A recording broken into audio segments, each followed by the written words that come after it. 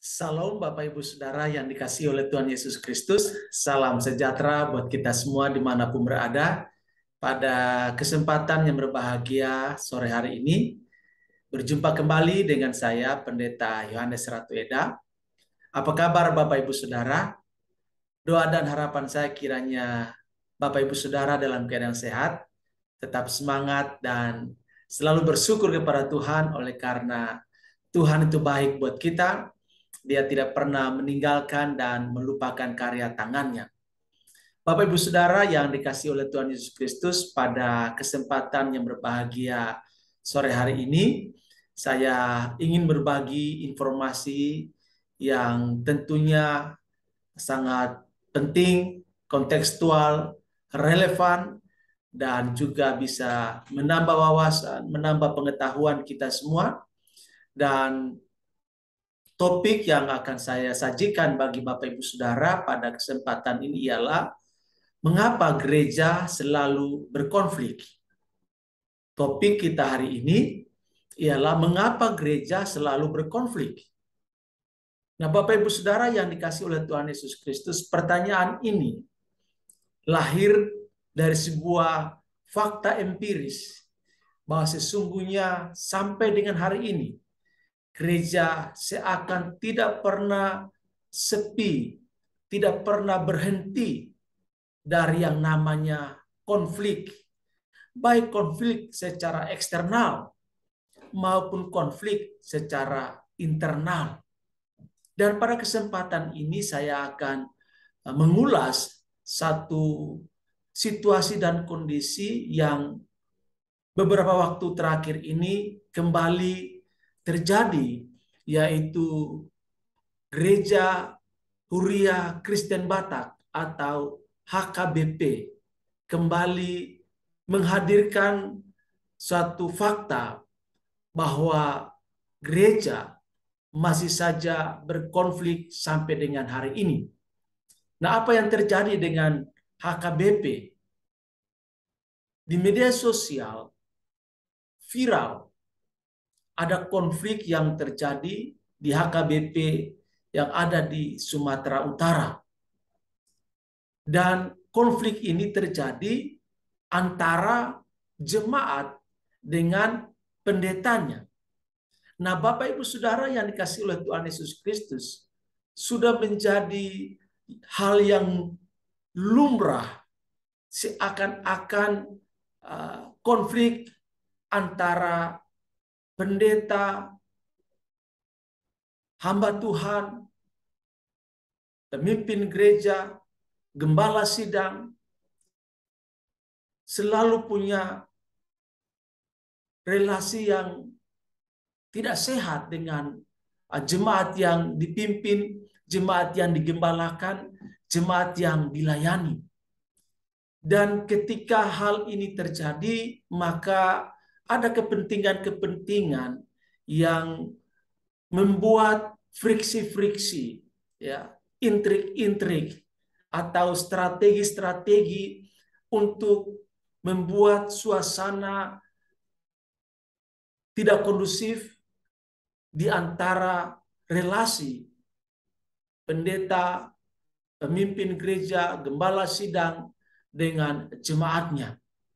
Nah, Bapak Ibu Saudara yang dikasihi oleh Tuhan Yesus Kristus, sebelum saya lebih jauh mengulas topik mengapa gereja selalu berkonflik, saya mengajak Bapak Ibu Saudara untuk memberikan dukungan pada channel ini dengan mensubscribe channel ini, lalu tekan tombol lonceng supaya ketika saya melakukan live atau mengupload video baru, Bapak Ibu Saudara tetap mendapatkan notifikasi atau informasi sehingga Bapak Ibu Saudara tidak ketinggalan menerima informasi-informasi berharga di channel ini. Kemudian like dan share video ini, kemudian berikan komentar terbaik, sebab dukungan dari Bapak Ibu Saudara akan membuat channel ini berkembang, menjadi berkat, dan tentunya juga akan menjadi penyemangat bagi saya menghadirkan konten-konten yang bermanfaat bagi Bapak Ibu Saudara.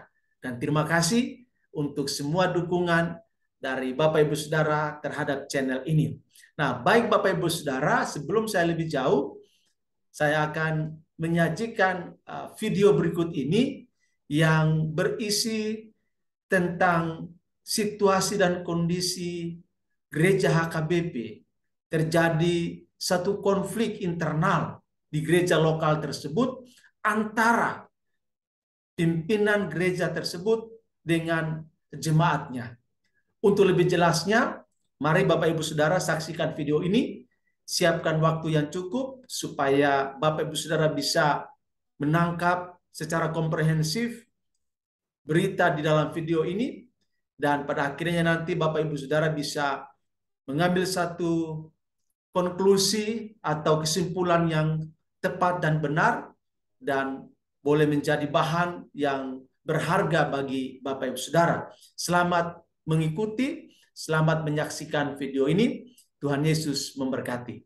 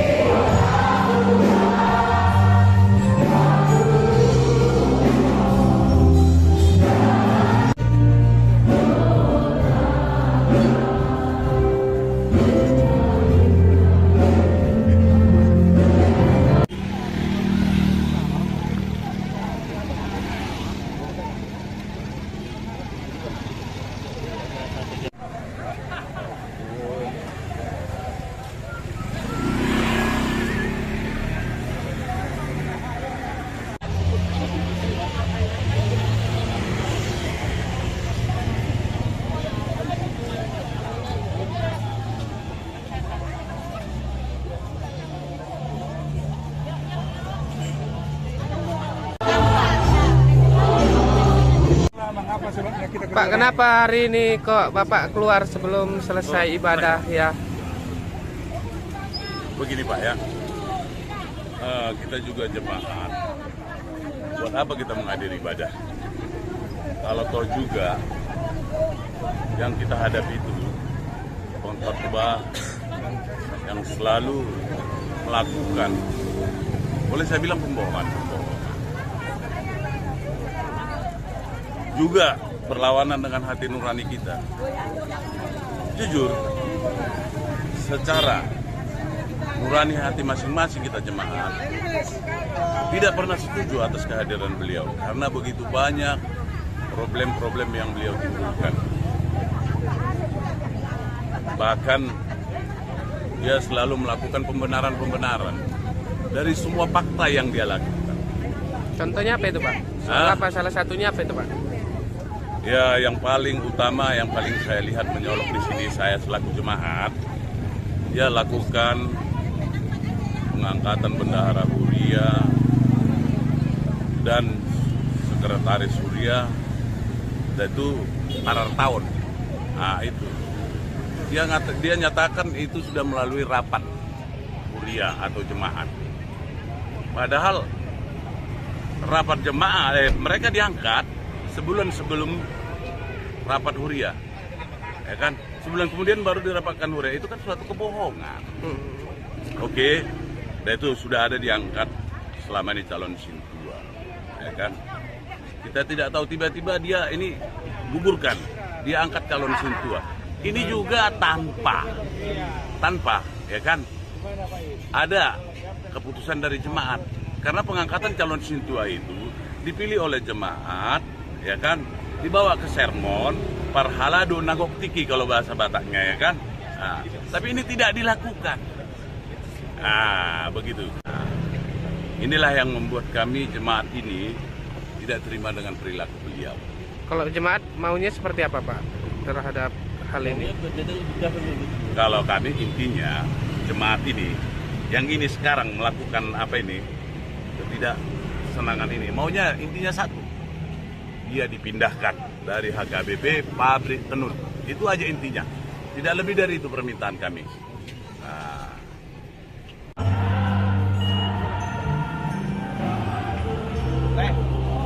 selaku kuasa hukum jemaat perlu ditegaskan sekali, mereka jemaat ini bukan penjahat. Lihat itu pengamanan itu yang luar biasa. Itu udah berjalan 2 bulan, itu yang pertama. Yang kedua, kenapa dilakukan tindakan jemaat ini seperti ini? Selama ini 2 bulan jemaat menunggu apa respon dari Eporus, apa dari Preses. Kenapa tidak tanggap dengan hal begini? Itu perlu dipahami. Karena perlu dipahami juga, gereja berdiri berdasarkan jemaat, bukan gara-gara Preses. Ini kumpulan uang jemaat, kolektif segala macam, mau pembangunan. Jadi perlu apa keluhan jemaat ini? Perlu maunya pemimpin paling atas memahami apa keluhannya. Dan ini bukan tanpa sebab. Ini bukan tanpa sebab. Dan puncaknya 21 Mei. Jemaat ini akan kita usut tuntas. Kenapa jemaat ditangkap seperti teroris? Dan hingga hari ini juga, lihat pengamanan luar biasa. Seluruh Kepling, Medan Pemisah, seluruh polisi, Satpol PP, teroris sekalipun nggak begini caranya. Tempat-tempat maksiat sana nggak begini pengamanannya. Kenapa di gereja seharusnya seperti ini? Nah, ini perlu nanti kita usut tuntas. Kita minta 2 bulan jemaat sudah melakukan sikap seperti ini. Kita minta pemimpin tertinggi dari gereja HKBP ngambil sikap. Bukan tanpa sebab. Kita punya data-data. Kita akan main ini. Apabila tidak ada respon dari pemimpin tertinggi HKBP, jemaat ini akan siap melakukan upaya hukum. Itu perlu paham. Ini provokator dalam ibadah. Tidak. Mereka tidak provokator. Jadi jangan ada di setting lagi untuk penangkapan. Baik Bapak Ibu Saudara yang dikasihi oleh Tuhan Yesus Kristus, itu video yang bisa saya sajikan kepada Bapak Ibu Saudara bahwa ada konflik internal di HKBP Pabrik Tenun di Medan, Sumatera Utara. Nah, konflik internal ini antara pendeta, hamba Tuhan, atau pemimpin di gereja lokal tersebut dengan jemaatnya. Tentu Bapak Ibu Saudara sudah bisa memahami atau mengetahui sebab konflik itu terjadi atau alasan mengapa konflik itu terjadi. Kita lihat dan kita saksikan dalam video tersebut, ada jemaat yang mengikuti ibadah pada tentunya hari Minggu. Dan ibadah itu sedang berlangsung, namun ada ratusan jemaat yang keluar tidak mengikuti ibadah itu secara tuntas sebagaimana mestinya dari awal sampai akhir jemaat itu mengikuti ibadah pada hari Minggu. Nah, Bapak Ibu Saudara yang dikasihi oleh Tuhan Yesus Kristus, perlu Bapak Ibu Saudara ketahui bahwa masing-masing sinode, masing-masing gereja itu punya anggaran dasar, anggaran rumah tangga yang mengatur mekanisme kerja atau SOP dari masing-masing pendeta ketika dia diangkat dan ditempatkan untuk memimpin sebuah gereja lokal. Nah, Bapak Ibu Saudara, dari video yang sudah kita saksikan tadi, bahwa terlihat informasi dari jemaat bahwa pendeta yang memimpin HKBP Pabrik Tenun tidak menyukai sikap tindakan yang dilakukan oleh pendeta tersebut. Oleh karena menurut jemaat ada semacam kebohongan-kebohongan atau semacam pembenaran diri yang dilakukan oleh pendeta tersebut. Dan ada kesalahan prosedur terkait dengan mekanisme dalam pengangkatan sintua dalam gereja HKBP Pabrik Tenun. Kemudian sudah 2 bulan hal itu berlangsung. Jemaat tidak merasa nyaman, tidak merasa tenang, atau dalam posisi sebagai umat yang rindu untuk beribadah kepada Tuhan, tetapi ada ganjalan-ganjalan yang dirasakan oleh jemaat yang mengganggu suasana batin, suasana rohani, ya, hati nurani dari jemaat, sehingga ketika pendeta itu mau menyampaikan firman Tuhan atau berkhotbah, mereka keluar karena menurut mereka, menurut jemaat, pendeta tersebut tidak pantas. Dan kita lihat dan kita saksikan juga tadi bahwa sejak semula jemaat HKBP Pabrik Tenun memang mereka tidak setuju atau tidak mau menerima pribadi pendeta tersebut, oleh karena ada berbagai kekeliruan, kesalahan-kesalahan yang pendeta tersebut lakukan. Dan kita lihat juga bahwa ada pengamanan yang luar biasa yang dilakukan oleh aparat keamanan. Tentu aparat keamanan melakukan keamanan di situ oleh karena atau melakukan penjagaan, pasti ada permohonan atau permintaan dari pihak-pihak tertentu.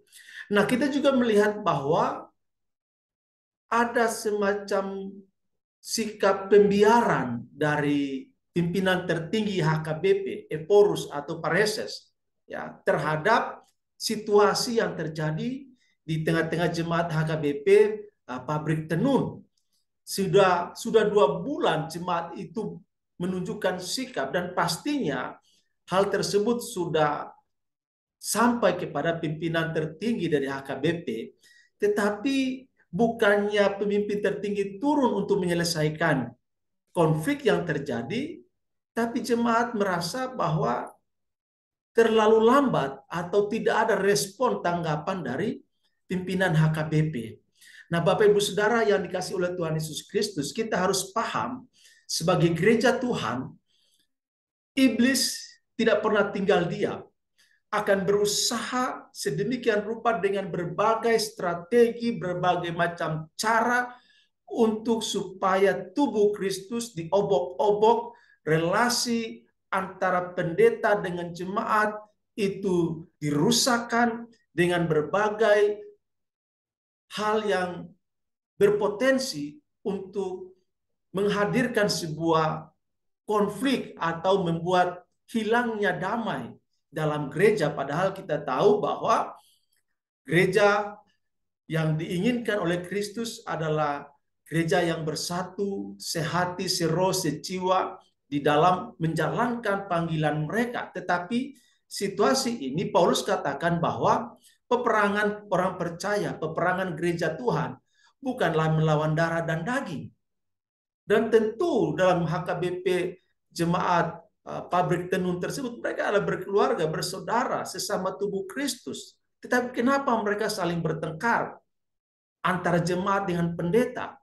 Pasti sedikit banyak ada intervensi, ada kekuatan jahat, ada kekuatan kegelapan, ada strategi iblis untuk menghancurkan, merusak komunitas tubuh Kristus. Karena itu harusnya jemaat juga menyadari bahwa yang mereka hadapi bukanlah pendetanya, tetapi ada kekuatan lain yang berusaha untuk merampas damai sejahtera mereka. Nah, itu sebabnya perlu ada kerendahan hati dari pendeta untuk duduk bersama dengan jemaat, menyelesaikan konflik yang ada. Tentu mungkin ada salah persepsi, salah prosedur yang bisa diperbaiki, bisa dirapatkan bersama, bisa dilakukan secara kekeluargaan dengan kasih Kristus. Kemudian pimpinan tertinggi pun harus turun, harus cepat, harus tanggap terhadap situasi tersebut supaya jangan sampai terjadi kericuhan, ya, jangan sampai terjadi kekacauan yang lebih besar di antara jemaat tersebut. Oleh karena itu, Bapak Ibu Saudara, sebagai tubuh Kristus, mari kita tumbuh kembangkan kasih persaudaraan, ya, yang digerakkan oleh cinta kasih Kristus untuk meminimalisir atau bahkan menghilangkan konflik dari tubuh Kristus, dari dalam gereja. sebagai pemimpin, sebagai pendeta, bekerjalah, melayanilah berdasarkan anggaran dasar, anggaran rumah tangga yang ada. Ikuti prosedur dengan baik dan benar. Kemudian taati firman Tuhan yang diajarkan kepada jemaat. Jangan pendeta hanya menuntut jemaat untuk taat kepada firman Tuhan, sementara dia sendiri mengabaikan, tidak melakukan firman yang diajarkannya. Nah, Bapak Ibu Saudara yang dikasihi oleh Tuhan Yesus Kristus, kiranya hal ini menjadi salah satu proses pembelajaran bagi kita agar berjaga-jaga, berwaspada, berdoa sungguh-sungguh, supaya gereja bisa hadir sebagai gereja yang membawa damai. Dan gereja yang membawa damai adalah bukti sebagai murid-murid Kristus, bukti sebagai anak-anak Allah. Kiranya informasi ini, tanggapan ini boleh menjadi bahan perenungan, menambah wawasan, memberi semangat, memberi motivasi untuk hidup damai satu sama yang lain. Sampai bertemu, Tuhan Yesus berkati, dan salam untuk kita semua. Amin.